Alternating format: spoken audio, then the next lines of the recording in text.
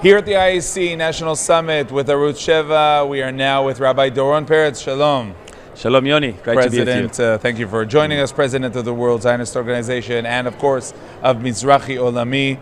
You're talking here a lot about unity. Now, it's an important word. It's an important ideal. Yeah. Is it practical? Yeah. I think it's the most... Firstly, I think it's something which is a little bit elusive for us. We Jews are people with very, very strong opinions. It's always been like that. Am Sheoref, Rav Kook explained, Am Sheoref means people who are stubborn. We see things in a certain way.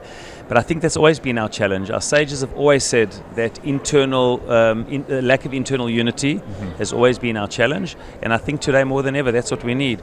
I think the external challenges are major challenges, but the internal sort of situation and how we treat each other has always been, since the sale of Yosef to Sinat Chinam to today.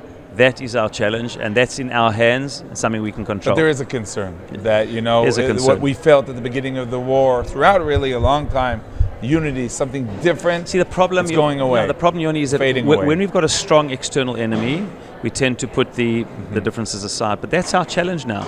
Now that we don't feel the external enemy as much, and now we think we have the luxury to treat, sometimes I hear people and politicians and commentators talking about the other side as if they are the biggest threat to the Jewish people. The biggest threat to the existence of the Jewish people are our enemies. We have to be able to find a way to get on. We're in this together. What Rabbi Soloveitchik called the covenant of Jewish fate. Is it challenging? Of course it's challenging, but this is, the hardest things in life are things we've got to work on. So I think even though we don't have the same external enemy, it's still there, but we don't feel it as much. Now we have to be able to ensure that we're in this together, and our discourse is one which is, where we honor and dignify each other. Now, as you enter this role, the president of the World Zionist Organization, what are your main goals? I think that two main goals. The reimagining and rebranding of Zionism. Today, I think there's no other brand or no other word in the Jewish, genre than Zionism, which draws so much antagonism.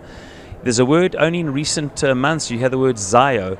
People can be talking to you and in the middle say you're a Zio and I don't need to talk to you. And I hear it often. It's almost like in the 1930s when you used the word Der Jude, the Jews, you had the yellow badge of shame. I don't have to engage you. You're of a lesser race and I don't have to talk to you. We're not equal among equals. Today you're talking to somebody, oh, you're a Zionist. I don't have to talk to you, you're a Zio. You baby killers, you genocide, and therefore you delegitimized. So I think the concept of Zionism, which since time immemorial is the biggest blessing in the world. Zionism and the Jewish people brought so much blessing to the world. And I think just like Bilam and Balak tried to curse and turn our blessing into a curse, I think the haters today are trying to spin a narrative and a web of hate and of curse. And I think our job, number one, is to rebrand and to advocate towards the blessing in Zionism and of the Jewish people. And secondly, I think it'll be most successful when it comes from a place of unity. The World Zionist Organization is one of the most diverse Jewish organizations in the world. From people of every geography, from every ideology and political party. So I think, and we're all under the same threat. Today, a reform synagogue or an ultra-Orthodox synagogue face the same threat. So I think it gives us an opportunity to imagine what does Jewish statehood mean for the Jewish people and what contribution it makes to humankind. Now all this activity, all these missions, in light of the memory of the legacy of your hero, son, Captain Daniel, Zichrono Livracha.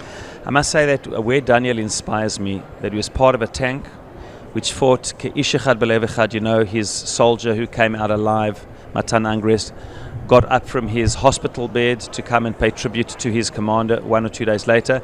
And you felt in this tank, religious and irreligious boys, from across Israel, such a sense of camaraderie and a family. And I think our soldiers have been fighting like Daniel, non-stop for the future of the Jewish people. And I think it's that spirit which gives me so much hope that, thank God, with all the challenges, we're in good hands. Unfortunately, he's not with us, but his spirit and the spirit of this generation, I think, is a guide to us. We're in good hands. Rabbi Doron Peretz, thank you very much and good luck. Thank you, Yoni. Thank you for the opportunity.